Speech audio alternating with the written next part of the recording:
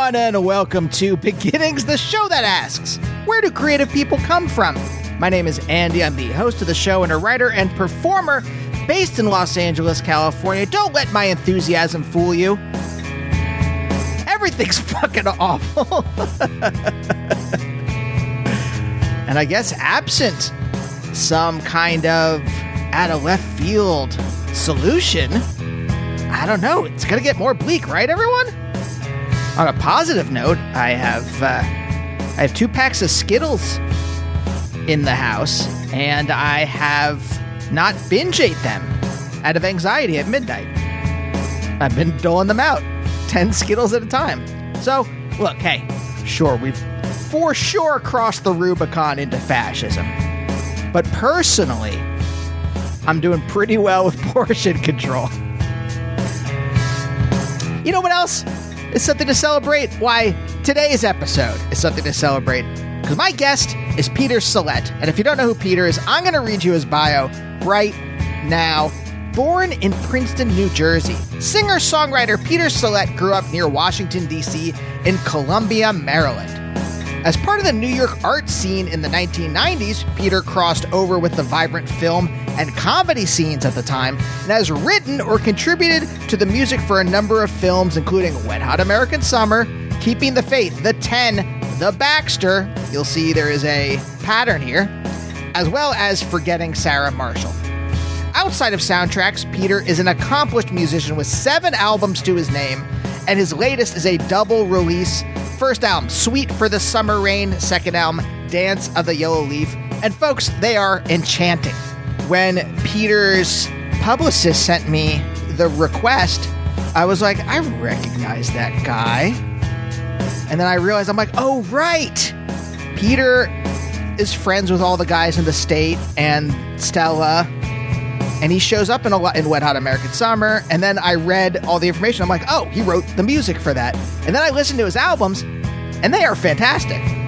These 2 albums are very 70s folk influenced, which is right in my wheelhouse. And inadvertently, we end up starting off talking about nostalgia. And then we get into a lot of other stuff. Peter's dad was an activist in the 60s. He helped plan the March on Washington, a bunch of other stuff. And so we end up talking a lot about politics and music. And really, we get into process a lot. Something I've been interested in lately, in talking to a lot of my guests, specifically musicians, has been how one conceives of the process of making music, like in their brains. How is that working? So we end up talking a lot about that and a bunch of other stuff. Peter's a cool guy, so I hope you enjoyed this episode. Coming up on the show, a lot of cool stuff, a lot more musicians. Anamanaguchi, Pete and Ari from Anamanaguchi, Hannah Francis, whose upcoming new album is brilliant, Dan Riggins from Friendship. Their new album is so good. Oh, and I just talked to Nick Dragata, who's one of the best comics artists out there today. We had quite a great talk, so stay tuned for those, but for now, let's talk to Peter.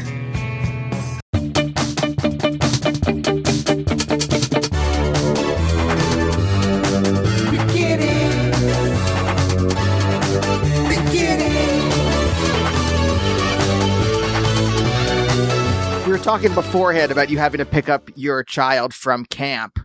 Yeah. And it was 10 hours away. Well, no, it wasn't 10 hours away. He was just up in Providence, Rhode Island, and I'm in New York City. It just took us 6 hours to get there. And then we were driving to a place in Massachusetts on the in western Massachusetts. And that's when go almost, 50 miles. That's when the car started going kaput. So It was the whole trip at 10 hours. My parents, anything that was more than a couple hours, my parents just wouldn't do. They wouldn't be in the car with me and my sister for more than like 3.5, I think. So anything that was in a 3.5 hour radius, we would do. Anything beyond that, not happening. Yeah, not happening. Yeah. Yeah, we've had some decent car rides as a family, but yes, I totally agree with you. Above basically 4 hours is a good family limit. I do think though, and I mean, I was thinking about this because I know we're going to talk about childhood and stuff like that. When I was growing up, the Walkman was the thing, right? So it was all about cassette tapes and having a Walkman. I do think that in this era of the AirPods and the phones, it actually can enhance the driving experience as a family because you don't all really have to listen to one another anymore. You can just kind of be in your own world and, be doing your own thing, if that makes sense. Weren't you like that with the Walkman? Because I remember the Walkman and then the Discman came along when I was a little older, right? Sure, yeah. Mm-hmm. And I was just off in my own world listening to whatever music I was listening to at the time. Yes, yeah. No, I think it makes a big difference. Yeah. Although the Walkman headphones weren't as pristine. There was a lot of bleed. So if your brother or your sister was acting up, you didn't really, you could sense it right away. Let's put it that way. I see. Modern technology has created an actual kind of bubble around everyone where nothing can penetrate it. Whereas, the flimsy, what was that? The kind of like foam that was on top of that little foam. Yeah. The little, it's kind of like what you have on the microphone. It's like a pee-pop, little foam thing around those little rinky speakers. Yeah. That was a game changer, though. Definitely. Yeah. Are you a nostalgia person? Like, you say this, and I'm remembering back to being in the car on trips with my parents and putting on what would this been? Early 90s. So I guess, we're on this Nirvana, whatever is going on at the time. And trying to just insulate myself from whatever, the unpleasantness of the drive. Is that nostalgic to you? Because that, to me, I'm just like, yeah, that was that. Does that make sense? When you're asking, is that nostalgia, do you mean, is that warm nostalgia? Or is that... To you, yeah. When you think back to, say, a family trip or something like that, you think back to the Walkman, and you think back to, cassette tapes and things like that. I'm just it was fine at the time. There's nothing in my heart that's yearning for that. Well, I think those are two separate things. I think you can have been excited by something at the time because it felt new and exciting. And the Walkman was freedom. I mean, the Walkman was going to buy your first cassette tape or asking your parents at 11 years old to buy your first cassette tape because you got a Walkman for Christmas or whatever it was. And then you did have the freedom to kind of be in your own world and also literally walk. I mean, that was the real genius, of the Walkman is you could actually walk around the neighborhood like that. Do I want those days back again? No, I don't necessarily yearn for that to happen again. But it was great when it happened. You know what I mean? I don't think kids today are missing something by not getting to listen to the hiss of a cassette tape. Right. But that's what helped get us to where we are, Yeah. So. Or the half song. You would be able to get you're recording something and at the very end you get half a song. And so you always, exactly. there's something in your brain where you're expecting that song to cut off at some point in the future. Right. It's going to cut off. Yeah. Yeah. Or there was the thing about at the end of one side of a cassette, they didn't always just perfectly line up. Right. So you could have a couple of minutes of just emptiness, right. It would be and then you'd have to fast forward it to get to the other side. Yeah. Yeah. There used to be all these kind of moments that would sneak in where you were forced to be alone with your thoughts. Or you would have to figure out how to stop whatever you're doing and turn the tape over or whatever. But I think society right now, at least the way I live, so that I don't have to be alone with my thoughts at the moment, is that I can cram life full from waking up to going to sleep. I can cram it full so that I can drown out whatever's going on in my brain. Yeah. I mean, I think it's the modern, way we look at time. I think that I think about this all the time. the death of boredom, right? It's like we're not supposed to be bored anymore. And for my son who's 15, like to just sit and look out the car window for a long period of time feels taxing. You know, it's just you're not, your brain doesn't feel like it's always searching for that little endorphin rush of the, oh my God, somebody liked my Instagram, or I got an email. Wow, I got an email from, from this political candidate that whatever, it could be random, And so, I think about that a lot. I wrote a song and there was a title of one of my records was called Addicted to Distraction. And, the chorus was, how can a mind that's never been left alone ponder revelations of the unturned stone? Right. So it's like, if we think about the great, imagination that led to great inventions or great artwork or all that, I think it came from that place of stillness within the mind. Yeah. Right. Yeah. Yeah. Yeah. I have to actually force myself now to have moments, to create bubbles of boredom for myself. Mm-hmm. So if I'm writing a script or something like that, my tendency is to sit down and just start typing, and then just like shit comes out, like it's garbage. But if I sit and actually picture what I'm writing beforehand, then I can actually go in with an actual intention and write something half decent on the first try. Interesting. Yeah, I think it's like, or like a golfer or something like that, right? They need to center themselves. They don't just walk up and hit the ball. You gotta take that time to be in your body, realize what you want to do. And then if you've trained for it, then your body kind of can take over and do some of those things, those artistic things or whatever.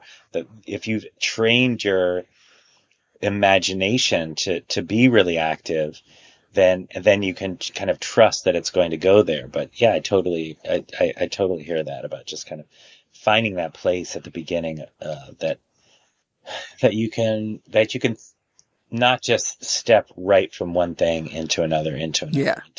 Yeah, but it's increasingly, I think, as the world gets objectively worse. Yeah. At least if you're not a billionaire. You know what? I'll say this. Even for billionaires, I'm sure their lives are worse now than they were before. I'm sure it feels worse. As it gets worse, though, I find myself wanting to flee from my thoughts in a way that I don't think when I was a kid, I was trying to flee from those thoughts. I think I was an introvert. I mean, I still am, but I think I was much more, I was happier living in my brain than I am now. I'm curious if that resonates with you at all when you were a kid. I think so. I do just think that whenever we're addicted to anything, the way all of us seem to be addicted to our phones right now, our brain is always searching for that pathway back to, when is the next time I'm going to get that little rush? When's the next time I'm going to smoke a cigarette? When's the next time I'm going to do something that's going to put me in that slightly altered state that seems to be pleasing for me in the moment, So, and of course we're in this kind of crazy 24-hour news cycle. Let's just be constantly refreshing whatever social media thing. And so if it's something in politics or world events or somebody dies or, just something where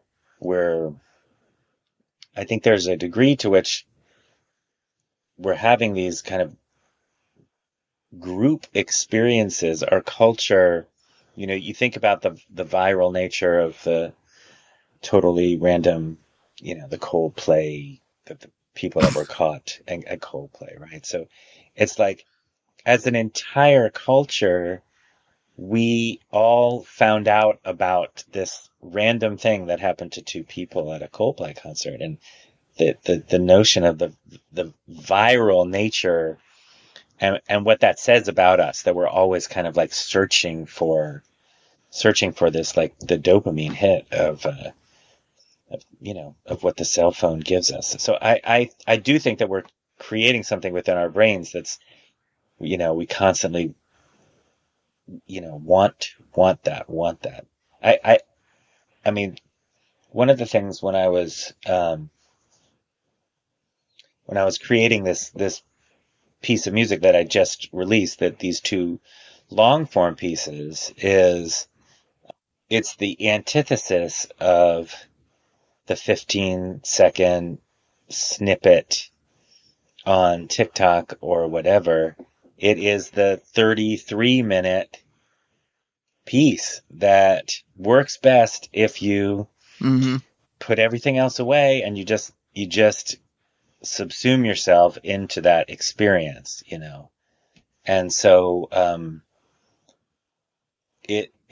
I think it can be challenging for people, but if you let yourself go into it, then it can be really meaningful to have those experiences where you're like, you're really just kind of in the moment with it. But one thing that's funny is, as I just played Joe's Pub here in New York City, and one of the things that, so I would be rehearsing it, and I'd need to, it started off, I'd rehearse each song separately or musical piece or whatever. But then as it gets towards the end, then before I bring in all the strings and everything, I've got to know the piece cold, both two pieces. And so I'm rehearsing them. And so it's a half an hour of time that I am rehearsing them. So, I mean, how many times did, at the end of that half hour period of time, I raced to my phone right after. Oh my God! Did my son text me? What's urgent? What do I need to check in on? Because I've just spent a half an hour of prime, like during the day time, right? I mean, it's different at 11 o'clock at night. Whatever, you're not on your phone for half an hour, and people give you a break. But if I'm still on I'm still looking for that thing in a way that, like, I mean, this has transformed my brain, right? Yeah. I mean, that's the thing I'm curious about. When you were a kid, were you living in your head? Were you someone who was like present in the world?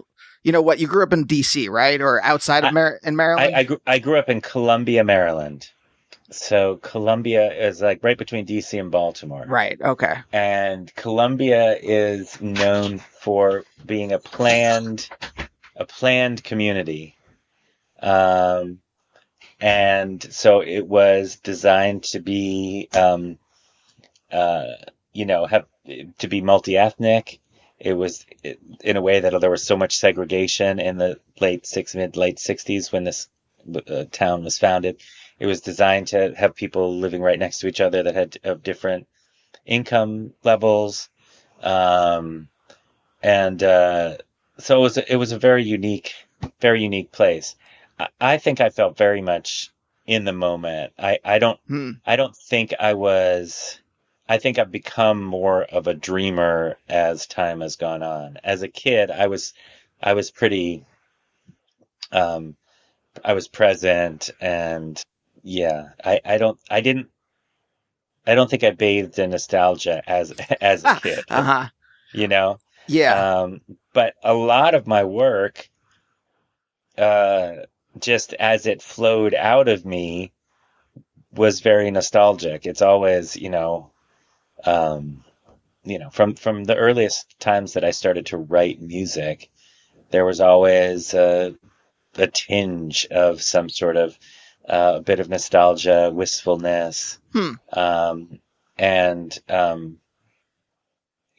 had a song that I wrote pretty early on, and I think it was on my first CD, not my first cassette tape, but my first CD, called "The Way Things Used to Be," and it was like, there I was at 26, 27 years old, talking about the way things used to be. I had a high school friend and I wasn't going to go to his wedding for whatever reason. And so it was just like, so, so clearly I've always kind of cast my thoughts backwards to a certain degree. Is that intentional? Or is that just the way that once you start writing, that's what flows out? I think it's what flows out, It's not every song, it's not every piece or everything like that. But I think it's a way that I try to connect emotionally with myself as I'm writing it, and then also the listener, what the listener might be thinking. There's a universality in thinking about one's past. It's something that we all do to a certain extent. Mm-hmm. And so I think that I clued in on that for myself. Yeah, but I think this is what I want to zero in on, right? Because you said that you were a present kid. So at what point does nostalgia start leaking into your life where you are looking back and being like, oh, that was nice? Like, I don't think until you talked about like the Walkman and the headphones and everything like that, I would never have thought of that. I would never have just been like sitting here drinking like an Arnold Palmer in the backyard and just been reminiscing. Like I almost never reminisce. And that's why I'm curious about like... and the truth is, for me, for whatever reason, my brain is not, I'm not one of these total recall kind of like, at age 13, I was doing XYZ and these were my teachers in 6th grade. No, a lot of that stuff has vanished for me. I just don't, it's not there anymore. I don't have it anymore.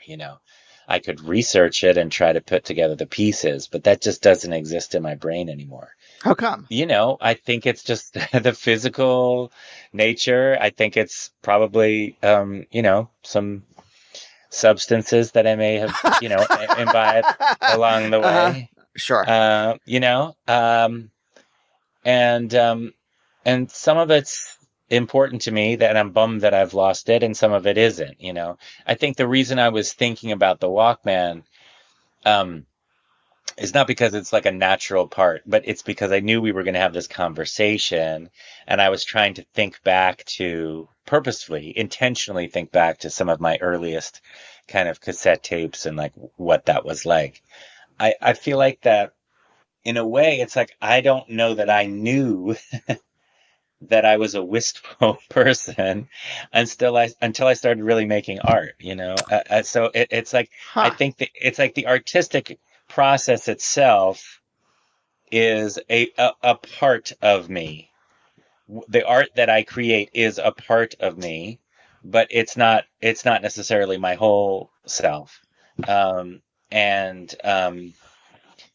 so, but I was just thinking about the first song that I ever wrote when I was in high school. Incredibly simple song. And while other kids really, when they picked up a guitar and got that bug, they were like, I'm going to learn a James Taylor song, or, like, I'm going to learn a Violent Femmes song, or whatever that was. I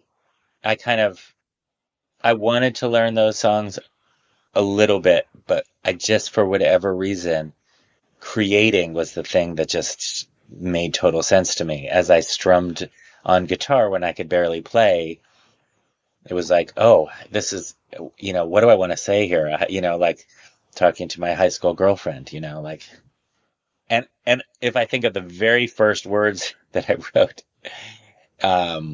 it was like, have you ever seen a sunset on a bay, something like that.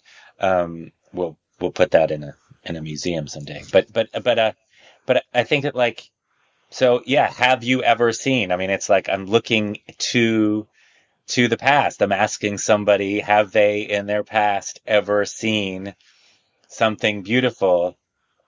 And I can't tell you why that came out, why that was the way I chose to phrase my affection for her.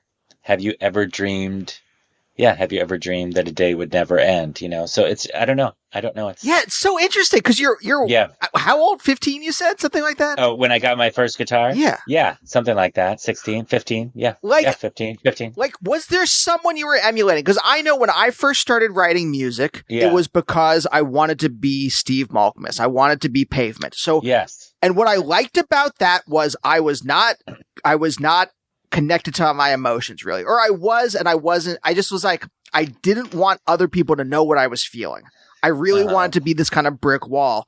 And the way that he writes music, or wrote it at least in the 90s, was very opaque. So yes. I'm like, oh wait, I can make art and I can express something, but it's only it's a secret almost what I'm expressing, because you have to like somehow wade through the nonsense of the lyrics. Right. And maybe you can figure it out, but you probably can't. So I was able to, like, that's the thing that like charged me, where I was like, I can express myself, but still no one's going to be able to figure it out. And so I can like hide my emotions. Yes. But like, was there someone you were emulating where you're like, oh, well, this feels right to me, what they're doing? I had a couple of friends in high school, and they were listening to, they were listening to all sorts of stuff that I wasn't really listening to, and they turned me on to a bunch of stuff. But I mean, no, I wasn't trying to be James Taylor or the real. My early stuff was very, very folk based, so it was listening to Freewheelin' Bob Dylan, like that was an early cassette of mine, and I think that I wanted to be poetic, but I wanted to have some literal understanding. I was trying to reach people that way, where they'd really understand what that song was about. I've since experimented with all sorts of different lyric forms and as you say, writing in an opaque manner to let people kind of discover it for themselves, or have people kind of let the words wash over them a little bit more. Oh, I was hiding. I was 100% hiding. This was not this was not something intentional for an audience. This was like, you're never going to find out what's in my heart, people. Like me, it was me, like basically like holding a gun at people and being like, stay back. Yeah. Yeah, I think that, I mean, speaking of, like, we had earlier, we're talking a little bit about like the dopamine hit and addiction and all that. And it's like, I think that, and it still exists, but I started to get just really into that feeling that I got when I had written a song and when it was done. And it was like, there's the thing about writing songs is like, you can have the inspiration for the song, and that could be a melody and some words that you write in 2 seconds flat. And of course, there's some songs that are classics that were written in 10 minutes. So notwithstanding those types of songs, you have that inspiration, but then that's not a finished song. That's not, if you're really working to be a songwriter, that's not a finished song. So you have to like then become like more like a sculptor and kind of like chisel away at it, continue to find out what it is. And also think about structure. I mean, I think like in the beginning, when I was first writing songs, I think I partially in a way because I hadn't dug into what so many other people had done, the structure of my songs was very similar. And there's such a magic in the structuring of songs, where you put those extra 2 measures between the first and second verse, or going into the bridge, or how the whole song is working together, or do you start with the chorus? I mean, there's just so many ways that songs can be structured to make them continually interesting for the listener and for the artist, as you're writing it. So but that once a song is finished and I've kind of nailed down is it of or a right in that moment? What's better? That kind of thing. And like, you're just nailing down everything. And then once the song is finished and you play it through and it's like almost like a physical thing where you're like, you can take a step back and sit back and look at it. You're like, wow, like a sculpture. I just made that. Yeah. And it means something to me, but I feel like it could mean something to other people too. I feel like other people might get something out of it, but I know for me, it means something to me. And I've expressed, and uh, as a person, I am not the greatest at expressing my emotions. So I think I used it in a way. You say you're using it to hide. I was using it because in my life I was hiding a lot. And so the music was a way for me not to hide, and I could express myself there and say, "Hey, look, I'm a really expressive person. I express my emotions. Like, have you heard my songs?" But in my real life, that was much more of a challenge for me to kind of to to really be expressing myself in different ways. I mean, were there other avenues to express yourself? I don't mean like express yourself creatively. I mean, like, could you talk with your parents? Could you talk with your friends? Like, were there, and when I mean talk with them, I mean like really like, hey, this is what's going on inside me. Because I didn't really have that stuff. Yeah. You didn't have what? You didn't have the friends and parents to be able to communicate with, or you didn't have the friends and parents, but it was just like you didn't talk about that stuff. Yeah. Yeah. I mean, I have great parents. They're still alive. God bless them. But I could talk about certain things with them like anybody else, and then I did have friends that I could talk to, but I'm thinking more, I think probably in terms of like relationships, real romantic relationships, things like that, where sometimes I've, through time. I mean, I'm 56 years old, so I've been around now for a little while, which is crazy to think about. And so I think that there've been times when I've, I wouldn't say I've substituted writing songs for, it's like there's that old Jim Croce song, So I have to say I love you in a song, it's like, so I think there was an element to that for me that I could say those things. And then, yeah, I mean, I feel very lucky. I had when I first got to New York after college and kind of after some time out of New York, I got to New York in the early 90s. And very quickly I had a giant group of friends that were all, making art of some kind, tons of actors and directors and painters. And yes, it's a mythical time that beckons me to New York. The whole, like, the early 90s, the, like, downtown New York art scene and everything. Yeah. By the time I got there, it was dead. Okay, when did you get there? 2008, 2009. Yeah, that's a totally different time period. It's like, yeah, so I know you're in comedy, and right, so it's like for me that was I kind of fell in with a group of comedic folks, the folks that were in The State, which was a show on MTV. I don't know if you're a State fan, but I am. Stella mostly, but State, yes. Stella, so that was a little bit later, but or Wet Hot American Summer, which it's really fun to be a part of, that kind of thing. So sometimes the music that I was making wasn't comedic music, but I was friends with all these comedians, and so, or these comic actors or directors, and so then they started using my stuff in their movies, and or I would write songs for their movies, that kind of thing. And that time period, that early mid 90s it was glorious. I mean, I felt like we were just bouncing from thing to thing, and it's talking about nostalgia, right? So it's just like the world felt to us so open. We were all going to be superstars, and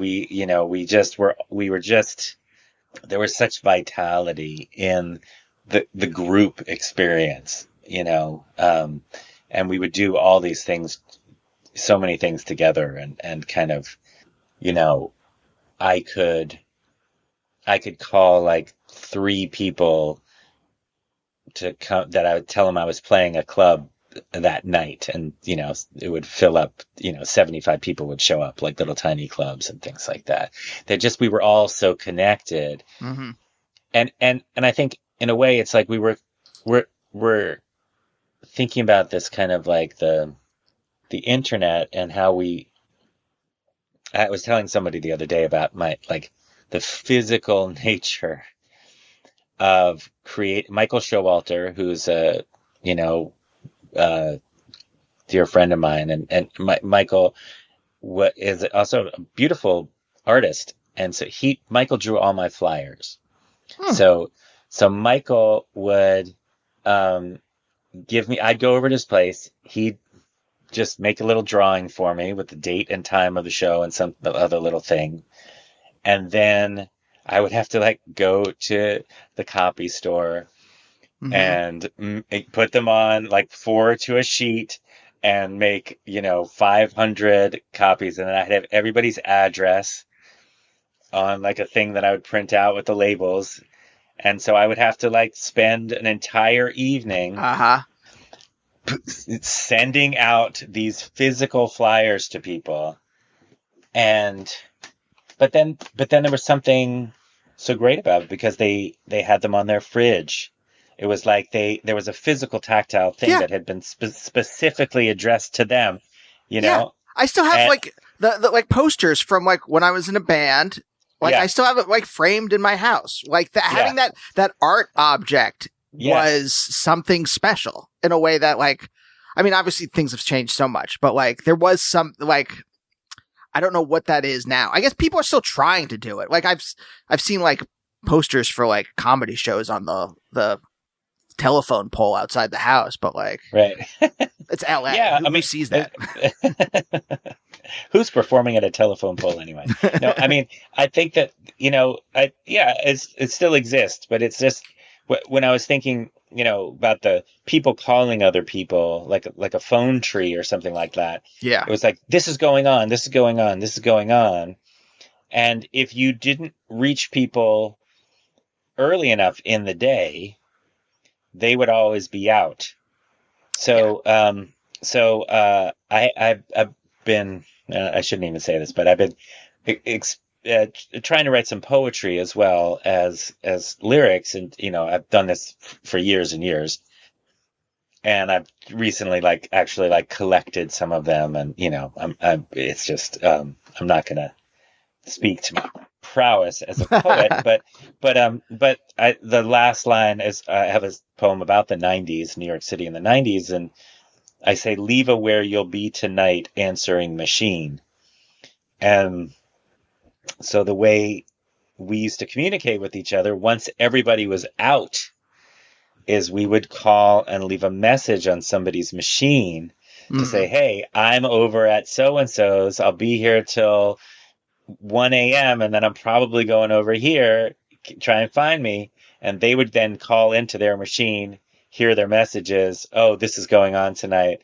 I should go over there. Oh yeah, I just got a message from so-and-so. They're over here, And so we're in this strange world where we can text each other all the time.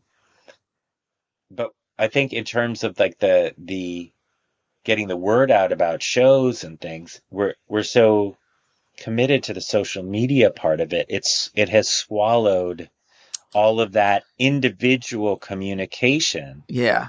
So I'm putting something up on Instagram, which has come to my show. Well, that's great. Somebody might see it and be interested in it, but I'm not personally addressing a flyer to them or texting them. There's a passivity to when you're scrolling and you're like, oh, my friend's doing a show. You're like, okay. And there's that passivity to it versus a friend of mine was doing a show at the Elysian, and he actually messaged me and my wife, and he's like, hey, I'd love if you guys could come. Yeah. We were busy. I would have otherwise, but I think that I'm not used to that activeness now. Yes. In a way that everything has become very passive, just kind of going past your eyeballs in a way that I know exactly what you're talking about. But I guess the thing that I'm still trying to figure out is about this kind of this ability to emote, even if it's through song, and ability to do it in a way where you're not embarrassed to do it. Whereas emotions were embarrassing to me pre-therapy. I will say this, and I didn't get into therapy until like my 30s. So I'm kind of curious if we can maybe talk about this, and maybe this will shed some light on it. Like, what were your parents like? Are they children of the 40s? Like, when were they born? Like, what were they? My parents were children of the 30s. Okay. So, or they were born in the 30s, and they were kind of, I would describe them as politically very liberal in terms of my both of them were on the forefront. My dad was in the Johnson administration war on poverty and involved in the civil rights movement. He worked at the March on Washington. So they were there at the early days of the civil rights movement, and some of those, my dad helped create some of those Head Start and some of the big Johnson administration programs that have existed all the way up until now. Now we can talk about how long they're going to exist after now, but that's a whole other conversation. Yeah. But they weren't San Francisco hippies, right? So they were early 60s. We march and we're wearing suits because we don't want people to think that we're anything other than, kind of straight. Versus once the hippies came in, they were, then they were totally expressive, but it also allowed people to discount them.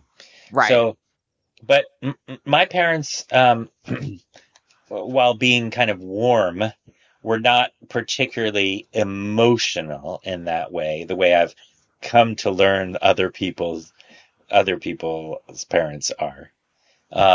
So expressing a lot of emotion within our family was not something that happened regularly. The embarrassment part is interesting. I think that there's just, I started acting when I was a little kid. I just liked doing it. And I would get nervous before performances, but I didn't really have that kind of shyness. I was fine with being a ham and, whatever, putting on a beard at 15 years old and playing Fagin in Oliver, like that in the community theater, that was fine for me. I didn't have that shyness. It just felt right to me. I think that ironically, as I've gotten older, I think part of that shyness has crept in more. And so it's actually been, I've had to really work at feeling less self-conscious sometimes if I'm performing. It reminds me just a little bit of, I'll just bring up Tom Brady, the quarterback, for 1 second. And they were talking to him before the last Super Bowl, and Patrick Mahomes, who's been in a bunch of Super Bowls, and basically Brady's like the only person who can kind of like talk, maybe Terry Bradshaw, but who could really talk to the experience of being in these multiple Super Bowls. And somebody said, well, yeah, you must have been really used to it by your 7th Super Bowl. And Brady said, well, you know what? It's funny. Before my first Super Bowl, I took a nap before. I was chill. I was like young, and I'm sure he felt like the future was all in front of him. Before his last Super Bowl, he said he was super nervous. And so I do think that, like, sometimes when you're young, you can really approach it. For the people that are born with that particular gene, they can really just run with it. And then if they're really lucky and they find success, I feel like then what happens is they don't retreat backwards necessarily, because they're given all of this positive feedback for their performances and how brilliant they are and all this stuff. And it's like, then they learn to trust it in a way.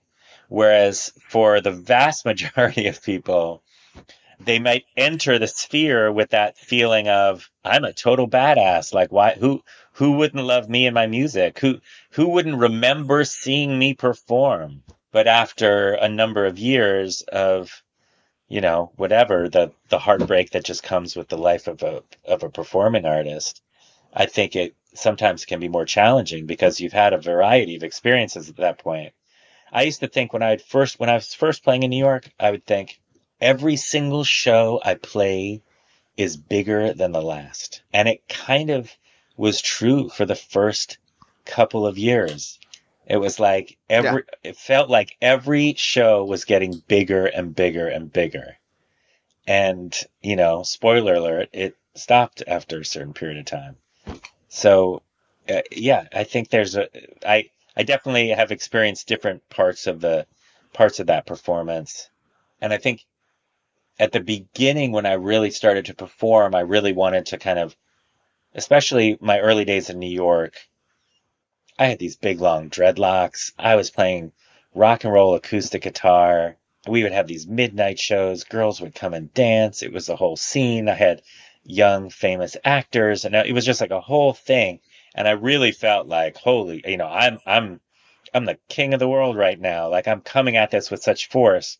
There were other periods of my performing career where I almost tried to go complete opposite, where I thought, I'm going to be so down right now. I'm going to be so in my whispering self that I'm going to draw you in.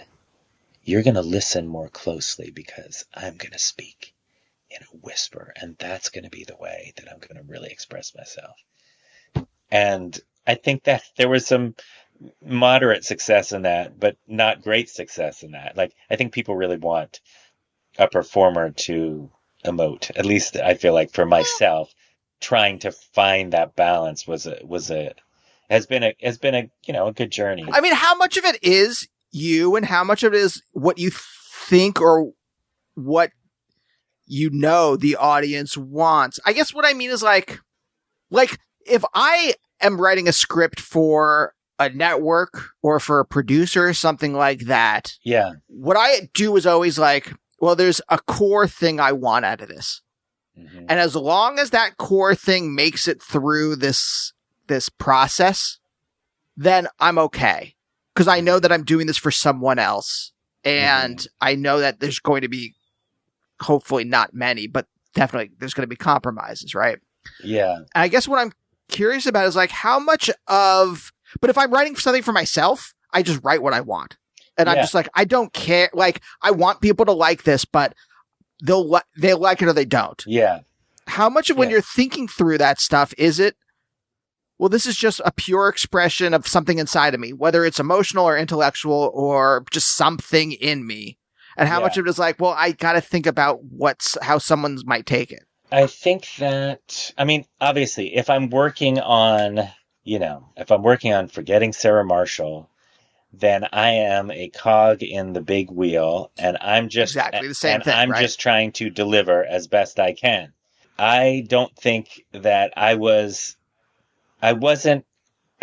It's funny because I think of myself as a very amenable person. If people, I would think that people would say about me, oh, he's a pretty easygoing guy for the most part. I don't know, but I think because I had that kind of singer-songwriter life of being that front man, when I entered the film world where you're working in a crew of, there's 1,000 people going to work on this movie.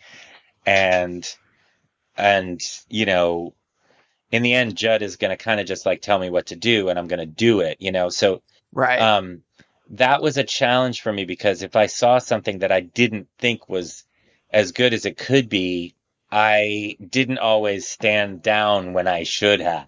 There were moments where I should have just said, okay, whatever you want. Like, that's great, And I probably was like, no, don't you? It's actually probably better if we do it this way.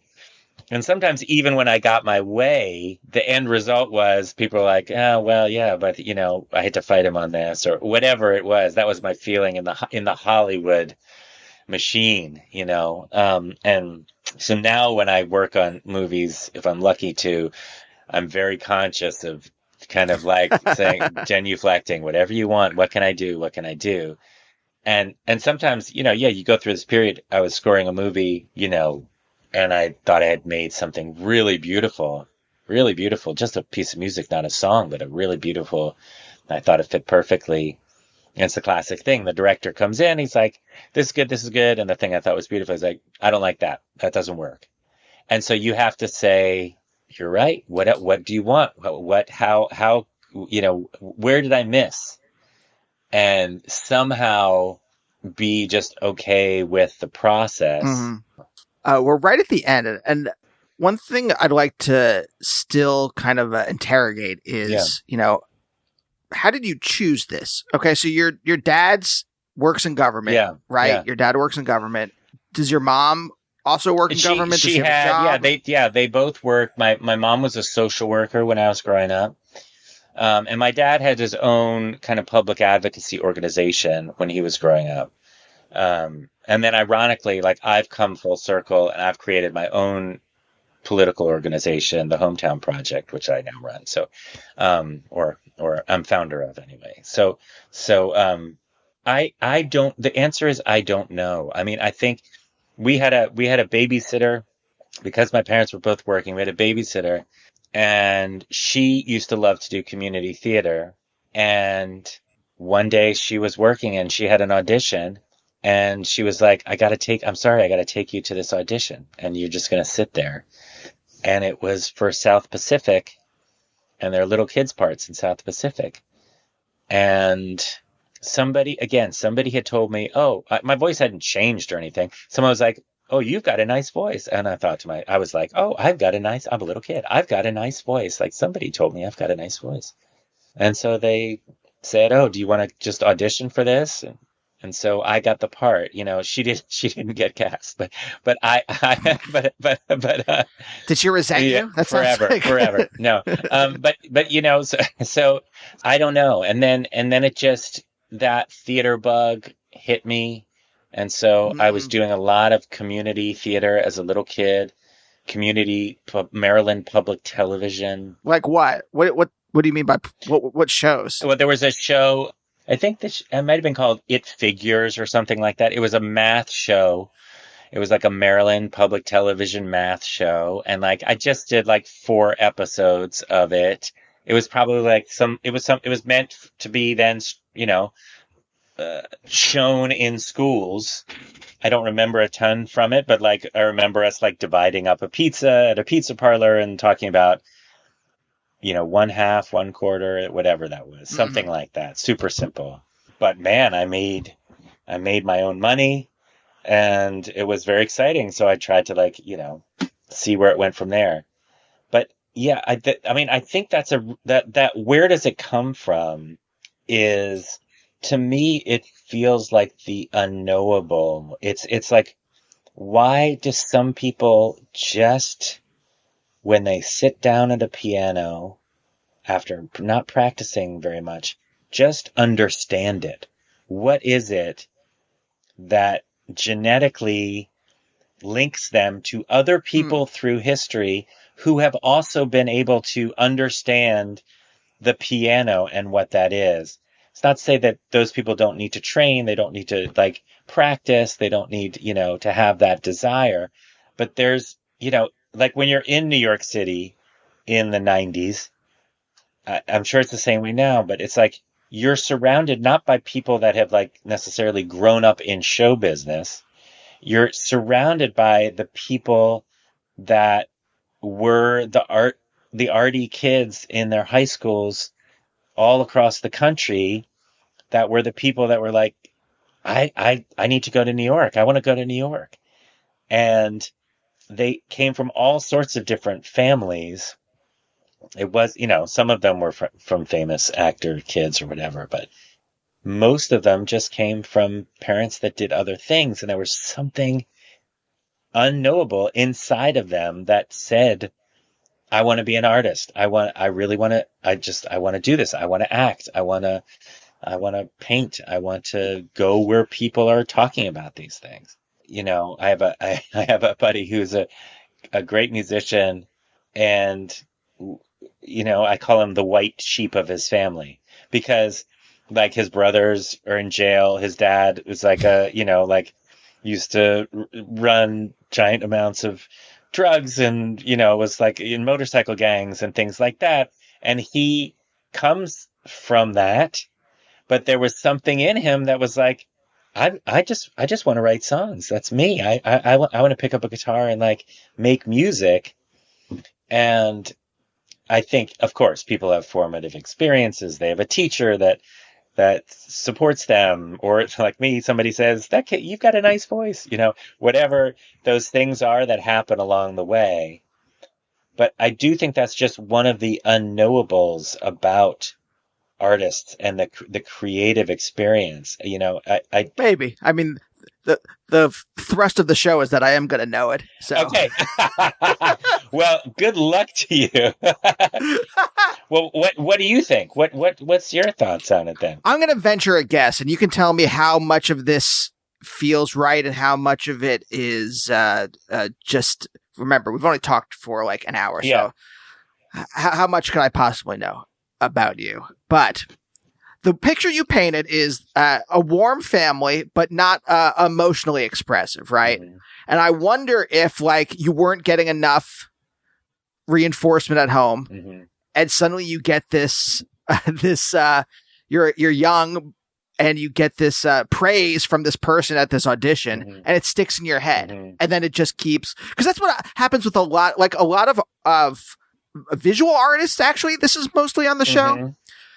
They'll get praise very early on because they just happen to have some kind of innate skill, Mm-hmm.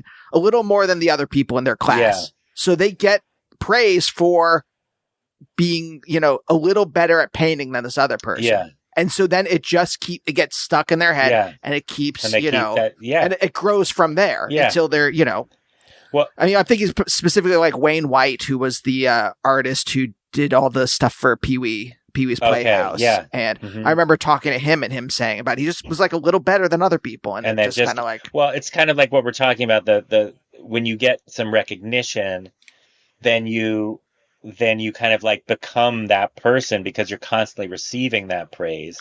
And so you develop Right. that confidence to say, yeah, I've done this before. People have responded, well, I can do this. You know, you may have self-doubts, but you deep down, there's something in you that knows that it's achievable. You know, I do think for me, for whatever reason, I mean, my parents gave me piano lessons when I was like 9 or 10 years old. And I found this notebook at some point where I had, not really being able to read music, created my own song with my own way of writing music. whoa. And so now I didn't like follow through on piano, and I'm a terrible pianist at this point, but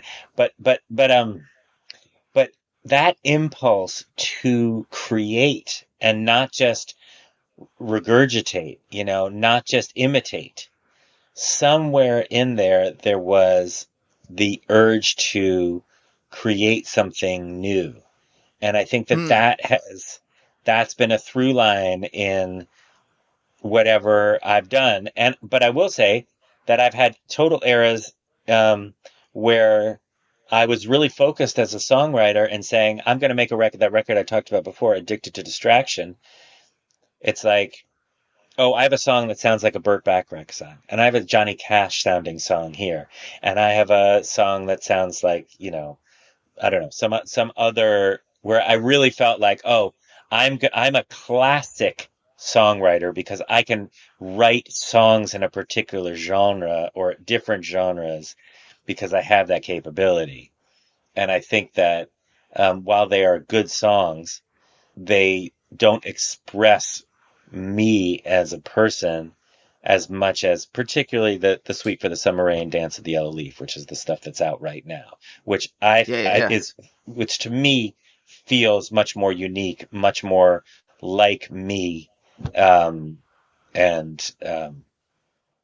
so, yeah, it's definitely, but you don't hit it all the time. You don't tap into that vein all the time. Yeah, I know exactly what you're saying. There is this kind of like, I don't know what it is. I don't know what you have to do. And I'm sure it's different for every person, but like of this kind of like ability to, I can go, let's say a song, right? Where I'm like, I hear something and I'm like, oh, I kind of want to write something like Yo La Tengo, whatever, Yeah. right? And then I do, and I'm just like, yeah, it just sound like it would be better if Ira Kaplan wrote this. Yeah. Like it would be better if they did this. And then I have to like somehow like, I don't know what it is. I'm like miming like a bubble around myself, but somehow when I'm able to protect myself from that stuff, then I can create something that actually flows out of me, and that is much more a product of me as a human being than as a conduit for some influence of mine, let's say. But in a way, it's kind of like what you're describing to me sounds like because who you are as a human being contains the influence of Yo La Tengo already.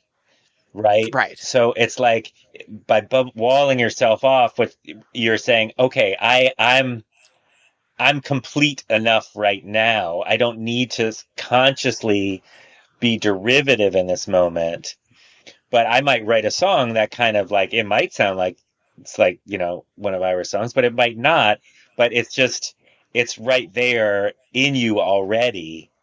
And does that sound like what you're saying? Yeah, I think so. Yeah.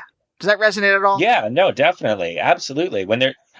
It's one thing if it's like, you need to write a Dracula puppet musical for, sure. And you're like, okay, well, what the fuck is that? So that's, but then you're like, oh, here's what it could be. And it exists within these confines. But yeah, I think, for a while I thought, I could write country songs. Why don't I just sit down and try to write country songs? And yeah, like I said, I don't think they're bad songs necessarily, but maybe they're better performed by somebody else who's a really great interpreter of songs, trying to find one of the things on this new record from a kind of like structural perspective is that I tuned the low string on my guitar down from an E to a C. Wow. And so what ended up happening is it totally took me out of my normal patterns. Yeah. And I think that was really key. In fact, what ended up happening is the music sounded much richer because I wasn't just doing those same chords that I had done for so many years. In a way, it's similar to when I did the Blue Palace stuff in the pandemic with the keyboard. It's like, how can I break, once you've done it for a while, how can I break these patterns? Because you know how to do it, but can we break it in a way that like makes it really feel like you're on it's about exploration. Yeah. Peter, thank you so much for joining me. Absolutely, Andy. How do you feel? Good, bad, a third emotion? I feel good. That was fun. That was a lot of fun. And we'll see you next time. Bye. Bye, oh, bye, oh, bye, oh, bye.